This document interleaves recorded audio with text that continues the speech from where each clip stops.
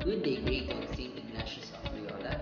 This is our last instructional video for this week of practical research. But before we start with our lesson, let's pray first.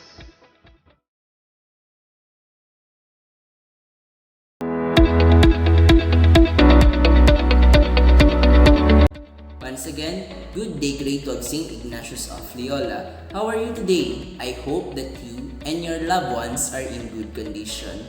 We are now down to our last lesson for week number 1 of Practical Research 2. But before we start with our very last lesson, let us first do a recap of what we have discussed in our last discussion video. Our last topic for last discussion video is all about statement of the problem. You have learned the different ways on how to create the statement of the problem. Statement of the problem includes the a purpose statement written on the first part of your or crafted on the research topic and problem, and then the research questions which are narrowed down into more specific questions.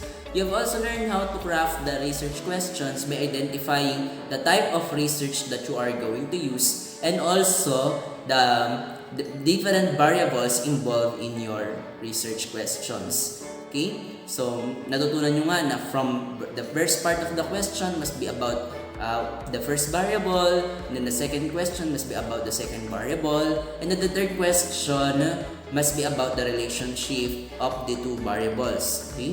Kung relationship-based yung gagawin yung research. And also, kailangan mauna yung independent variable kaysa sa dependent variable. I hope you learned well on that lesson because we are now going to discuss the last part of our lesson and the last part of the chapter 1 of your research, which is all about scope and delimitation. Okay? For this lesson, we have this objective, and that is indicate the scope and delimitation of the study. But before we go with the scope and delimitation, let me add this lesson which is not included in your learning packet. It is important also to include in your chapter 1 the significance of your study. Okay? Before we go to scope and delimitation, let us do a quick rundown of this lesson. What is significance of the study? Although na-introduce ko na sa inyo ito last school year. States the audience who will benefit from the study of the problem and explains how exactly will the results be significant to them. Okay? So, ang nilalaman nito ay ang kahalagahan ng gagawin mong study sa mga audience or sa context na pinili mo, and i-explain mo dito kung ano nga ba yung magiging epekto or magiging effect ng study doon sa kanila. Okay? In writing this section, in paragraph form, cite beneficiaries, example, students, professors or teachers, university administrators, parents of results of the study. So, pwedeng yan. Ano siya, in increasing order din. For example, kung students muna, then parents, teachers, and then administrators, community, then future researchers. Huwag din kakalimutan yan. Okay?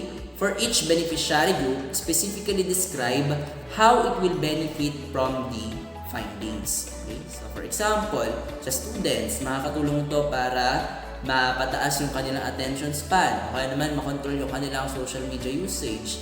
Sa parents, makakatulong ito para makontrol or monitor nila yung mga activities na ginagawa ng kanilang anak. Sa mga teachers, makakatulong para mas maintindihan nila kung ano yung naging effect ng social media usage dun sa mga students. Ganon, okay?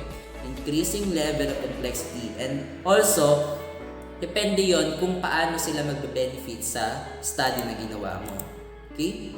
So, for example, we have this unang statement, what will be the general contribution of your research as a whole? Gagawa ka muna ng general statement na sasabihin mo dyan kung ano yung magiging benefit ng or magiging contribution ng iyong research as a whole. So, for example, this study will be able to contribute to research-based data and knowledge on the possible relationship between senior high school students' use of social media and their attention span.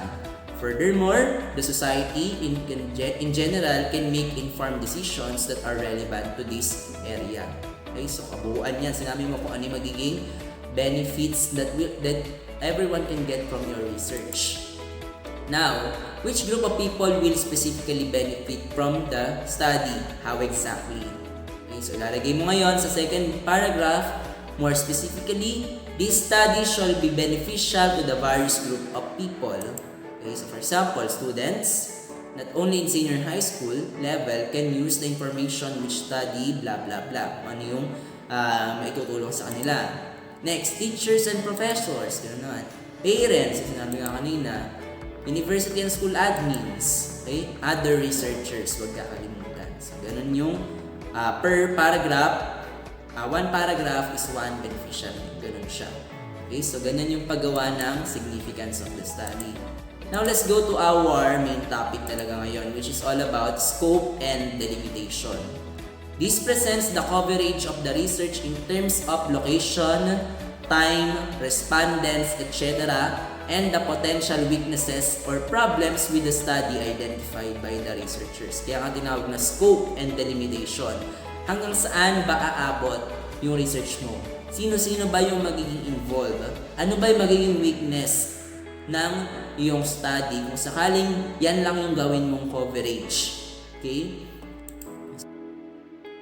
So, pwede rin kaloob nito yung what the researcher does not intend to do. Ano ba yung mga hindi naman gagawin ng research dun sa study? Okay? Researchers must appreciate that the researchers or the research must define limitation and inform others about what these limits are. Okay? Hindi naman kasi lahat ng masasagot ng research mo. So, kailangan sabihin mo, maging honest ka na ito lang yung kaya niyang sagutin, ito lang yung focus niya, para ma-inform yung tao, hindi sila mag-expect ng something na iniisip nila patungkol dun sa iyong research na gagawin. Okay? So, in writing this section, ganito siya, cite data collection. Paano ka ba magko-collect ng data? Identify school involved, number of classes, the grade level, number of participants, and topics or lessons covered. So, kailangan specific na ganito. The studies conducted at San Lorenzo Luis Diocesan Academy, covering grade 10 students with 25 females and ganun. Pwedeng ganun. Okay, so, and the lessons covered if applicable. Okay? State inadequate measures of variables, loss or lack of participants, small sample sizes, errors in measurement, and other factors typically related to data collection and analysis. So, ilagay mo din doon na dahil limited lang yung population ng ganito, kaya ganyan lang nakuha ng bilang. For example, dahil ang senior high school natin ay, for example, kayo ay 65 or 55. So, dahil ganun lang yung yung population, kaunti lang yung sample na makukuha. So, ilagay din doon yung ganoong weakness ng inyong research. So, this is an example of scope and delimitation. Okay? So, for example, the study is a correlational research. Correlational yan yung merong tinitingnan yung relationship sa dalawang variables, yung katulad ng mga pinapakita ko sa inyo ngayon. Focusing on the association between the use of social media and attention span of 50 senior high school students of De La Salle Araneta University under the Humanities and Social Sciences strand in the first term of academic year 2017 to 2018. Furthermore, the study delimits itself to attention span in class and will not attempt to measure this variable in other environment. Social media use will be limited to the use of social networking sites and exclude the use of internet by the means of the students for educational purposes. Okay? So, pinakita dyan yung scope and sa second paragraph yung delimitation. Okay? Scope. Identify the boundaries of the study in terms of respondents, objectives, facilities, area, time frame, and the issues to which the research is concerned or focus. Okay? Lahat na yun dapat present. So, isa-isayin natin yung respondents. Sino yung respondents? The senior high school students of the LSAU. 50 senior high school students of the LSAU. Facilities, ayun nga, yung De La Salle Araneta University. Area, okay? Yung Humanities and Social Sciences, UMS, doon lang sila kukuha. And the issues to time frame, nakalagay din pala dyan, yung 2017-2018 kasi baka naman yung UMS pa noong nakaraang taon yon. So, dapat specific. Then, issues to which the research is focused. Yun nga, yung issue dyan, the use of social media, attention span. Okay, kung may effect yun. And nilagay na rin dyan, sabi nga kanina, yung gagamitin mong strategy sa research. So, sabi dyan, correlational. Pag sinabi kasing correlational, titignan kung may effect yung independent variable sa dependent variable. Okay, ano na nga independent dyan?